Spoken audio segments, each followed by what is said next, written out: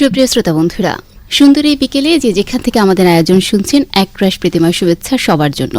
সবাইকে স্বাগত জানাচ্ছি আমাদের আজকের একান্ত ভুবনের আয়োজনে। আজকের এই বিশেষ আয়োজনে আপনাদের সঙ্গে রয়েছে জনপ্রিয় কণ্ঠশিল্পী ঝিলিক। তার মিষ্টি কণ্ঠ আর অসাধারণ গানের মাধ্যমে তিনি জয় করেছেন অসংখ্য শ্রোতার হৃদয়ে। আজ আমরা জানব তার সঙ্গীত জীবনের গল্প, অনুভূতি এবং ভবিষ্যতের পরিকল্পনা। তবে আর দেরি কেন বন্ধুরা, চলুন তাহলে কথা শুরু করা যাক বর্তমান প্রজন্মের জনপ্রিয় শিল্পী জানিতা আহমেদ ঝিলিকের সঙ্গে। কেমন আছেন আপু? আলহামদুলিল্লাহ, ভালো আছি। আজকে আপনার কিছু অজানা কথা আমরা একটু জানতে চাইবো, যে কথাগুলো আমরা জানতে চাই কিন্তু কখনো জানা হয়নি। আচ্ছা, সঙ্গীতের শুরুটা কি? সঙ্গীতের শুরুটা অবশ্যই আমার বাবার কারণে, কারণ আমার বাবা যেহেতু একজন সঙ্গীত শিল্পী, রেডিও টেলিভিশনের, আব্দুল জলিল তার নাম। তো তার কাছে আমার হাতে খড়ি। তো ছোটবেলা থেকে ওই মিউজিক্যাল এনভায়রনমেন্টে বড় হয়েছি। তো জ্ঞান হবার পর থেকে দেখছি যে বাসায় গানের আড্ডা হচ্ছে, গান শেখাচ্ছে, আব্বুর স্টুডেন্টসরা আসছে। তো এই পরিবেশে থাকতে থাকতেই দেখা গেছে আমিও গুনগুন করতাম। তো যখন গুনগুন করতাম, বাবার ফ্রেন্ডরা বা বাবা চিন্তা করলো যে না, কণ্ঠে তো সুর আছে, হয়তো বা শেখালে কিছু একটা হতে পারে। তো সেখান থেকে আসলে প্রপারলি আমার শেখা। তো আমি বলবো যে আমি আসলে কখনো ওই ছোটবেলা থেকে যে আব্বু খুব জোর করে বসিয়ে গান শিখেছে বিষয়টা তা না, আমি আসলে ঢুকে গেছি গানের মধ্যে। তো সেভাবে আসলে গানটা শেখা, এরপর প্রপারলি আমি ক্লাসিক্যাল শেখা শুরু করি, তারপর থেকেই তো শুরু হলো। তো মানুষের তো জীবনে স্বপ্ন থাকে যে আমি বড় হয়ে এটা হতে চাই, ডাক্তার, ইঞ্জিনিয়ার, ব্যারিস্টার। আপনার কি সঙ্গীত শিল্পী? যেটা হয়েছে যে গানটা আসলে আমি খুব পছন্দ করতাম ছোটবেলা থেকে। আমি সব ধরনের কম্পিটিশন, নতুন করে সবকিছু আমি করেছি। তো যখন ক্লাস 9-এ বা 10-এ, তখন আমি প্রফেশনালি গানে ঢুকে যাই। তো বয়সটা এত বেশি ছোট যে আমি যে তার আগে আসলে চিন্তা করব যে আমি ডাক্তার হব না ইঞ্জিনিয়ার হব, সেটা চিন্তা করার আগেই আসলে আমি প্রফেশনালি গানের মধ্যে চলে এসেছি। তো সেইভাবে করে আসলে আমার ক্ষেত্রে আমি বলবো যে আমি চিন্তা করতে পারি নাই যে আমি ডাক্তার হব না ইঞ্জিনিয়ার হব। ছোটবেলা থেকেই সবসময় চিন্তা করতাম এই কম্পিটিশনে নাম দিব, এখানে আমাকে প্রথম হতে হবে, ওই গানের মধ্যেই থাকা। তো আসলে একটা মানুষের বয়স হলে আসলে বুঝতে পারে যে হয় আমি এই প্রফেশনে যাব বা ওই প্রফেশনে যাব। আমি আসলে ছোটবেলা থেকে গানেই ঢুকে গেছি। মানে ওই বয়সের আগে আপনি আপনার পেশায় ঢুকে গেছেন। ওই চিন্তা ভাবনা করার সময়টা আমার হয়নি যে আমি বা ডাক্তার হতে যাব বা সায়েন্সে পড়বো না কমার্স পড়বো, এত কিছু চিন্তা করার আগে আমার প্রফেশনটাই আসলে হয়ে গেছে গান। প্রথম কখন আপনি গান শুরু করেন মাইক্রোফোনের সামনে? মাইক্রোফোনের সামনে কবে, একদম ওভাবে স্পেসিফিক ভাবে বয়সটা বলতে পারবো না, বাট আমি ছোট, আই থিঙ্ক 2002 অথবা 3 সালে এটা হতে পারে। আমি তখন প্রপারলি গান শেখা শুরু করলাম, টুকটাক একটু কম্পিটিশন করলাম। তখন আমাকে নিয়ে একটা একক সঙ্গীত সন্ধ্যা করা হয়েছিল জাদুঘরে। তো সেইখানে আমার প্রথম গান গাওয়া, এবং সেখানে 10টা গান গাই। এবং আমার মনে আছে শেখ সাদী খান স্যার থেকে শুরু করে আরো অনেক সুরকার গীতিকার যারা আছেন তারাও ওই অনুষ্ঠানটাতে উপস্থিত ছিল, এবং সেটা আমার কাছে খুব স্মরণীয় একটা অনুষ্ঠান ছিল। তার আগে হয়তো বা টুকটাক আব্বুর সাথে অনুষ্ঠানে যাওয়ার সুযোগ হয়েছে। আব্বুর যখন কোনো অনুষ্ঠান হতো তখন গিয়ে হয়তো আব্বুর গান গাওয়ার ফাঁকে হয়তো আমি 1-2টা করে গান গাইতাম। তো ওই মাইক্রোফোনের সামনে গান গাওয়ার অভ্যাসটা কিন্তু একদম ছোটবেলা থেকে। আর বাংলাদেশ বেতার কিংবা বাংলাদেশ টেলিভিশনে কখন শুরু হয়? বাংলাদেশ টেলিভিশনে তো অনেক আগে থেকে করি, দেখা গেছে 2008 থেকে আমি বাংলাদেশ টেলিভিশনে গান করি। আর বেতারে আমার গান গাইবার বয়স আই থিঙ্ক 4 বছর মনে হয় হলো।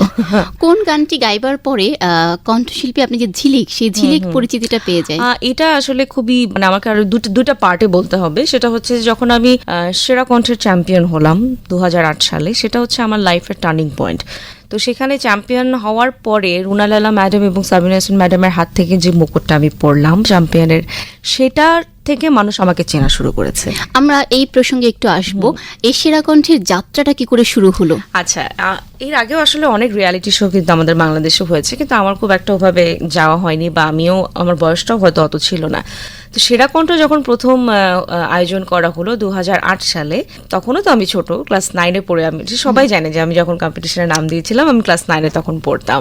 তো এই অনুষ্ঠানটাতে আসলে পার্টিসিপেট করার একটাই কারণ ছিল, সেটা হচ্ছে নিজের চোখে রুনা লায়লা ম্যাডাম, সাবিনা ইয়াসমিন ম্যাডামকে একসাথে বসতে দেখবো। আমার বাবার স্বপ্ন ছিল, আমার মার স্বপ্ন ছিল যে এই দুজন কিংবদন্তির সামনে গিয়ে আমার মেয়ে গান গাইবে। প্রথম হব না দ্বিতীয় হব এগুলো তো আমার মাথায়ই নাই, আমার শুধু মানে চেষ্টা ছিল যে তাদের সামনে গিয়ে গান গাইবে, এটা আমার একটা স্বপ্ন। তো সেখান থেকে, সেই স্বপ্ন থেকে আসলে এই কম্পিটিশনে নাম দেয়া, এবং তারপর যে আসলে স্টেপ বাই স্টেপ এতগুলো ধাপ পার হয়ে এত দূর আসবো, সেটা আসলে কখনো চিন্তা করি নাই। তবে হ্যাঁ, ওটাই ছিল মূল উদ্দেশ্য যে তাদের সামনে গিয়ে আমি গান গাইবো। আমার বাবা বলতো আমার মেয়ে তাদের সামনে গিয়ে গান গাইবে, এবং প্রথম হয়েছিলেন। এবং তারপরে আসলে দীর্ঘ 3 মাসের জার্নি, 3 মাসের অনেক স্ট্রাগল, অনেকগুলো রাউন্ড পার করতে হয়েছে, মানে সবকিছু মিলিয়ে লাস্টের দিকে আসলে এত ভালোভাবে শেষ হবে এটা বুঝিনি। এবং যখন নামটা নেওয়া হলো আমার, যে আমি প্রথম হলাম, সেই অনুভূতিটা আসলে অন্যরকম মনে হচ্ছিল। যখন মাথায় মুকুটটা পড়ালো, আমি জাস্ট আমার বাবা মাকে খুঁজছিলাম যে তারা কোথায়। ওই অনুভূতিটা অন্যরকম, এবং ওটা হচ্ছে আমার লাইফ চেঞ্জ করে দিল। মানে শ্রেষ্ঠ অর্জন। আমি বলবো আমার লাইফে যতই আমি আরো যাই পাই না কেন, অবশ্যই মানুষের দোয়া থাকলে অবশ্যই অনেক কিছু হবে, বাট আমি বলবো এটাই আমার জন্য আসলে শ্রেষ্ঠ ছিল। তারপরে তার পেছনে ফিরে তাকাতে হয়নি। আসলেই মানুষজন আমাকে চিনতে শুরু করলো, আমাকে দেশ বা দেশের বাইরে আমি গান গাওয়া শুরু করলাম। বাংলাদেশের এমন কোনো জায়গা নাই যে যাওয়া হয়নি গানের জন্য। তো সেখান থেকে আমি বলবো যে পিছনে আসলে তাকাতে হয়নি। আর এরপরের জার্নিটা আসলে আমার উপরে নির্ভর করে, আমি কি করে আমার পুরো জার্নিটা কন্টিনিউ করবো, আমার স্ট্রাগল কীরকম হবে, কতটুকু শিখবো। আমার মাথায় যেন এটা না আসে যে আমি চ্যাম্পিয়ন হয়ে গেছি, এখন আমার আর কিছু শিখতে হবে না। এই ধরনের মানে নিজেকে কাউন্সেলিং করতাম যে আমাকে আরো শিখতে হবে, এবং আমি প্রতিনিয়ত নিজেকে মানে আপডেট করার চেষ্টা করি। তা আমার কাছে মনে হয় যে একটা প্রাপ্তি, সেটা পরে নিজেকে যেভাবে কন্ট্রোল করা, সেটাই আসলে মূল। তো আমি আসলে নিজেকে ওভাবেই চিন্তা করেছি, যাতে মানুষজন আমাকে সবসময় ভাবে যে ঝিলিক একদম মানে ট্রেন্ডের সাথে আছে, কখনো যেন কেউ না বলতে পারে যে ও তো অনেক আগের, এটার জন্য কেউ না বলতে। আপনি অনেক ধরনের গান গেয়েছেন, ছায়াছবিতে গিয়েছেন, আধুনিক গিয়েছেন। কোন ধরনের গান যদি জনরা বলেন, সেক্ষেত্রে আমি বলবো যে আমার কাছে আমার গলা একটু সেমি ক্লাসিক্যাল, একটু স্যাড রোমান্টিক গান বেশি ভালো লাগে, আবার মিষ্টি কিছু প্রেমের গানও ভালো লাগে। হ্যাঁ, আসলে এক একটা গানের এক একটা বৈশিষ্ট্য, যেটা প্লেব্যাক সেটা মানে বেশ কঠিন আমি বলবো, কারণ আমরা নর্মালি যখন অডিওতে কোনো একটা অ্যালবামের জন্য গান গাইছি, সেটা কিন্তু নিজের মতো করে ইম্প্রোভাইজ করে নিজের যতটুকু দেয়ার সবকিছু করে গাওয়া যায়। কিন্তু যখন আমরা সিনেমাতে গান গাই, তখন কোন নায়িকা থাকছেন লিপসে, সেটা মাথায় রেখে গান গাওয়ার যে বিষয়টা এবং এক্সপ্রেশন অ্যান্ড অল, আমি বলবো এটা বেশ কঠিন। আসলে এই প্রজন্মের যারা শিল্পী রয়েছে, তাদের মধ্যে অন্যতম জনপ্রিয় শিল্পী আপনি। আপনি যখন স্টেজ প্রোগ্রামগুলো করতে যান, নিশ্চয়ই দর্শকদের কিছু মানে খ্যাতির একটা বিড়ম্বনা তো আছেই, এরকম দু একটি স্মৃতি আমরা জানতে চাইবো। আসলে আমি এনজয় করি এটা। আমি যখন যেখানেই যাই, সেটা এমনি নর্মালি রাস্তাঘাটে হতে পারে, শপিং মলে হতে পারে, আই রিয়েলি এনজয় ইট। কেউ যদি এসে বলে যে আপনার গান ভালো লাগে, আপনি ঝিলিক না, আমার এটা খুব ভালো লাগে। আসলে আমার কাছে মনে হয় যে আই এম সো ব্লেসড। এটা আসলে তখন নিজেকে অন্যদের থেকে আলাদা মনে হয় যে মেবি কিছু একটা করেছি যেটার কারণে মানুষ আসলে আমাকে চিনতে পারে। এবং একটা মজার স্মৃতি আছে, আমি এবং আমার মা একদিন প্রায় 7-8 বছর আগের কথা হয়তো বা, যখন মাত্র বের হলাম ওখান থেকে, তার 2-3 বছর পরে, তো একটা শপিং মলে ঘুরছিলাম। তো দুজন বাবা মা, ছোট একটা বাচ্চা, এবং তারা 3জন এসে আমাকে হঠাৎ করে তার মা এসে বলছিলেন যে আপনি ঝিলিক না, আপনাকে তো সেরা কণ্ঠে দেখেছি। হ্যাঁ আসলে। তো ছবি টবি তোলার পরে তারা বলছিলেন যে আমাদের বেবি হয়েছে 2-3 মাস হলো, এবং তার নাম রেখেছি ঝিলিক। বাহ। এবং এটা আপনাকে দেখে এই নামটা রেখেছি। এর মধ্যে যে একটা ইমোশন, এটা আসলে ভাষায় প্রকাশ করার মতো না, যে তারা নামটা পছন্দ করেছে, তারা আমাকে দেখেছে, আমার গান পছন্দ করে। এরকম ছোট ছোট আসলে অনেক স্মৃতি আছে, সেটা দেশের বাইরেও আছে। তা আমি বলবো যে এই ধরনের ইনসিডেন্ট যখন আমাদের সাথে ঘটে, তখন নিজেকে তখন মনে হয় যে আসলে আমি কত ব্লেসড, বা আল্লাহ আমার উপরে কতটা মেহরবানি করেছেন যে আমি আসলে এত ভালোবাসা পেয়েছি। এটা ধরে রাখাটাই আমার আসলে কাজ। এবং গান নিয়ে অল্টার স্মিথের একটা চমৎকার উক্তি আছে যে সৃষ্টিকর্তা সবাইকে কথা বলার সক্ষমতা দিয়েছেন, কিন্তু গান গাইবার সক্ষমতা দিয়েছেন অল্প সংখ্যক মানুষকে। এজন্য আপনি দেখবেন আপু খুব ভালো গান গায়, কিন্তু তার কথা খুব সুন্দর না। আবার দেখবেন খুব সুন্দর কথা বলে, কিন্তু হ্যাঁ ভালো না, সে গানটা হয়তো বা গাইতে পারে না। তো এই যে আপনারা গান গাইতে পারেন, এটি সরাসরি সৃষ্টিকর্তার আশীর্বাদ। একদমই তাই।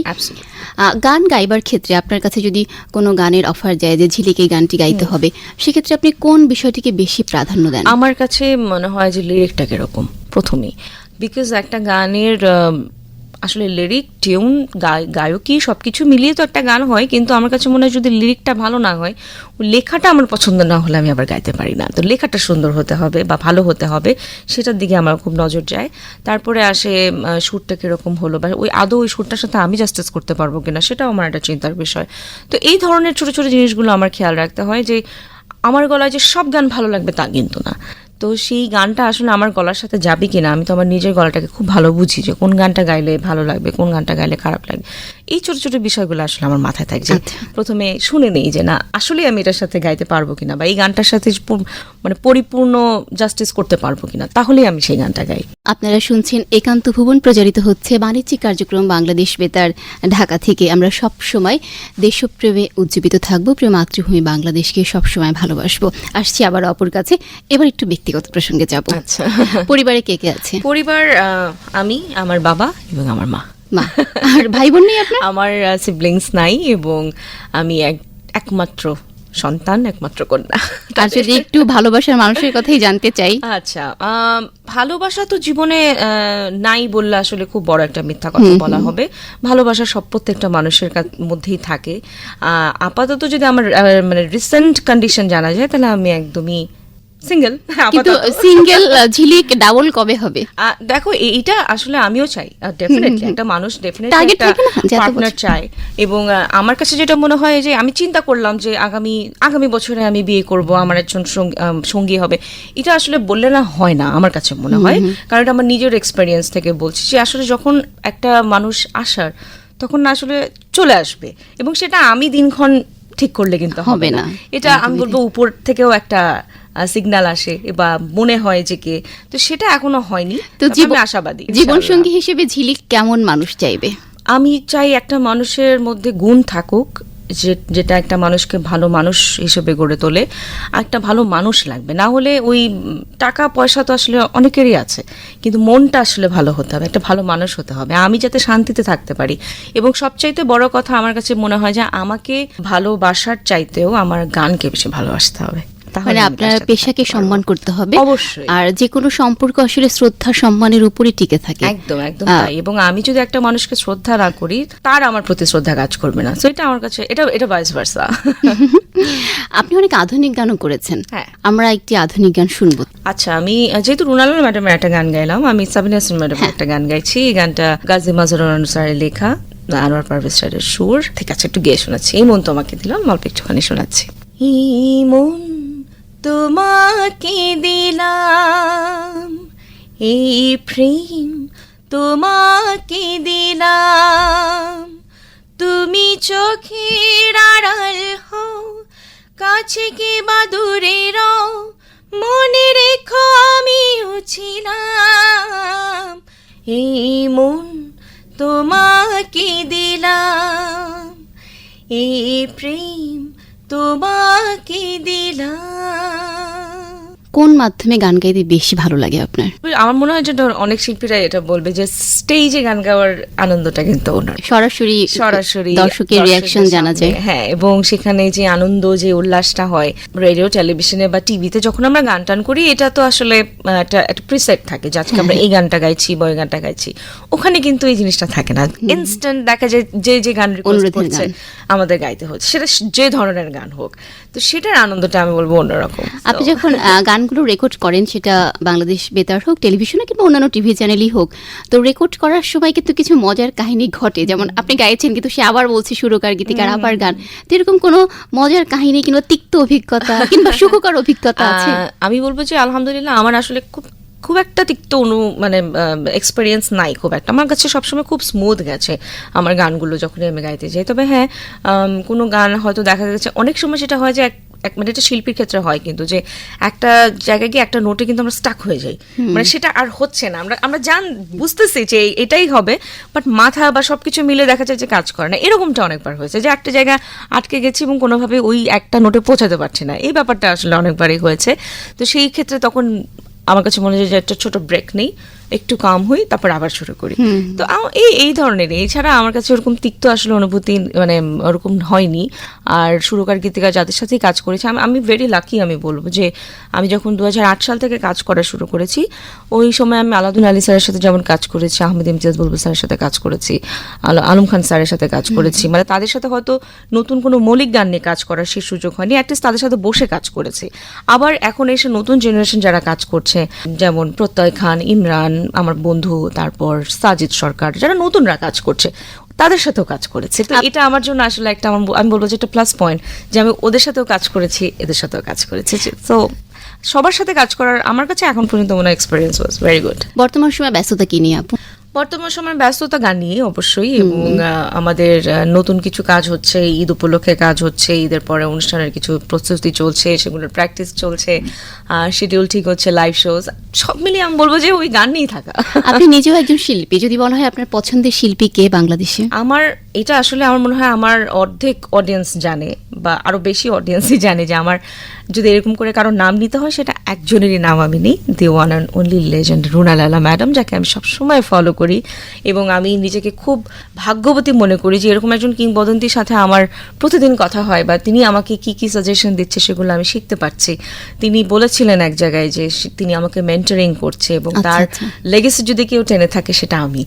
তো এই বিষয়টা আসলে মাথায় এমন ভাবে আমার আছে, উনি না থাকলে হয়তো বা মানুষ আমাকে এত ভালোবাসতো না। এই প্রশ্নটা আমি করতাম যে গান হচ্ছে গুরুমুখী শিক্ষা, সেক্ষেত্রে নিশ্চয়ই কারো না কারো নির্দেশনা আপনি পেয়েছেন। Absolutely, তো সেটা কি রুনা লায়লা ম্যাম? অবশ্যই। আমি আমার ছোটবেলা থেকে আমার উস্তাদ আমার বাবা, এরপর আমি শিখেছি উস্তাদ মনিন্দ্রনাথ রায় তার কাছে, এরপর শিখেছি উস্তাদ বাসন্তী গমেজ। তিনজনের কাছেই আমার গান শেখা এবং তারাই আমার গুরু। এবং এখন এসে আমি বলবো যে 2008 সাল থেকে আমি রুনা লায়লা ম্যাডামের মতো এরকম গুরু পেয়েছি, যিনি সবসময় আমাকে ইন্সপায়ার করে যাচ্ছেন কাজ করবার জন্য, ভালো গান করবার জন্য, কি করলে গলা ভালো হবে, কোন রেয়াজটা বেশি বেশি করতে হবে। তো এই যে একটা বন্ডিং গুরু এবং শিষ্যের, এটা আমি বলবো যে এরকম একজন মানুষের সাথে যে আমি যুক্ত, এটা আমি আমি এটা আমার কাছে একটা অনেক বড় বিষয়, অ্যাওয়ার্ড। যদি বলা হয় যে আজকের আয়োজনে আপনি রুনা লায়লা ম্যামকে কিছু একটা বলবেন, কি বলবেন? ও মাই গড, আমি আসলে চিন্তাই করতে পারি না যে আসলে ম্যাডামকে আমি কি বলবো। আমি শুধু ম্যাডামকে এইটুকুই বলবো যে আপনি ভালো থাকুন, সুস্থ থাকুন, এভাবেই থাকুন। আর আপনার যে বিনয়ী, আপনি যেভাবে আমাদের ছোটদেরকে স্নেহ করেন, আমাদেরকে গ্রহণ করেছেন, এটা আসলে আমাদের কল্পনার বাইরে। এমনটা আপনি না করলেও হতো, কিন্তু আপনি এমনটা করেন। আপনার জন্য অনেক অনেক ভালোবাসা। আপনি যেভাবে আমায় ভালোবেসেছেন এইভাবেই ভালোবেসে যাবেন। একদমই তাই। আসলে সৌমিত্র চট্টোপাধ্যায়ের একটি চমৎকার উক্তি আছে যে বড় শিল্পী হতে গেলে বড় মানুষ হতে হয়, Absolutely. এবং রুনা লায়লা ম্যামের থেকে আসলে এটা শেখা যায়। একদম, আপু, আমরা আয়োজনের একেবারে শেষ সময়, শেষ মুহূর্তে আমাদের একান্ত ভুবনের শ্রোতাদের জন্য আপনি কি বলবেন? একান্ত ভুবনের শ্রোতাদের আমার পক্ষ থেকে অনেক অনেক শুভেচ্ছা, ভালোবাসা। আপনারা এতক্ষণ ধরে আমাদের প্রোগ্রাম দেখলেন এবং আমাদের কিছু কথা পৌঁছানো গেল, আমারও ভীষণ ভালো লাগছে। আর এই অনুষ্ঠানটা আপনারা তো সামনে অবশ্যই দেখবেন। আমি আশা করছি আমার এই কথা আপনাদের ভালো লেগেছে। সবাই ভীষণ ভালো থাকবেন এবং আমার জন্য দোয়া করবেন, বেশি করে আমার গান শুনবেন, তাহলে উৎসাহ পাবো গান গাইবার। আপু, আপনাকে অসংখ্য ধন্যবাদ, কৃতজ্ঞতা। আপনাকেও অনেক অনেক অনেক ধন্যবাদ। ব্যস্ত থাকেন, তার মাঝেও আমাদেরকে সময় দিয়েছেন। প্রিয় শ্রোতা বন্ধুরা, কথায় গানে আড্ডায় আমরা আমাদের একেবারে শেষ পর্যায়ে চলে এসেছি। গান জীবনের কথা বলে, গান মনের কথা বলে, আর ভালো গান আমাদের মনকে ভালো রাখতে সহায়তা করে। তাই আমরা সবসময় ভালো থাকবো, সুস্থ সঙ্গীতের চর্চা করব, আর অবশ্যই বাংলা